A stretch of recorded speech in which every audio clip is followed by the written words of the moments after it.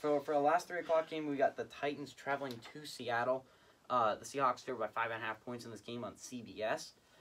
So you had the Tennessee Titans. They looked bad last week against the Cardinals, right? Derrick Henry was unable to get going on the ground. Weirdly enough, so normally, you know, the entire offense for Tennessee, it's run with Derrick Henry and then play action it, right? The Titans only ran play action on something like insane, like 6% of their plays. And before, it was like 22% of their plays were play action passes.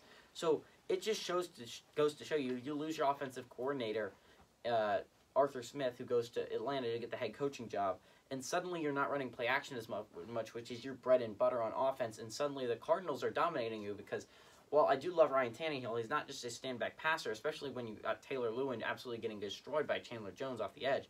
So, Taylor Lewin had a rough game. I think he gave up something like 5 sacks against Ryan Tannehill. He was being dominated on the edge.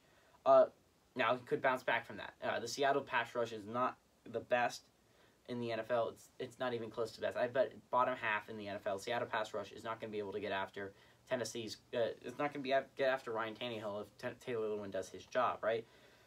On the other side of things for the Seahawks, they look great week 1, right? Russell Wilson was back to throwing touchdown passes to Tyler Lockett and DK Metcalf. It was an amazing game on the ground. And the thing I'm worried about the Seahawks is you lose Rashad Penny again.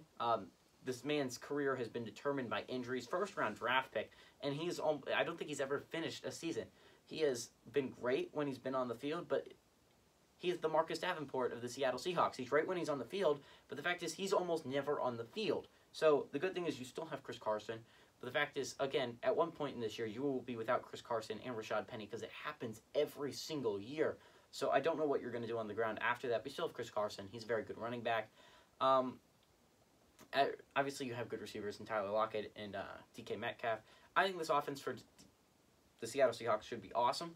The Titans defense didn't look great. I think the Titans offense could be awesome. So who do you think is going to win this game? Seahawks. I'm going to go with the Seahawks, too. I think Pete Carroll's undefeated in his home openers, and I think that continues here. Could be the Seattle Seahawks win.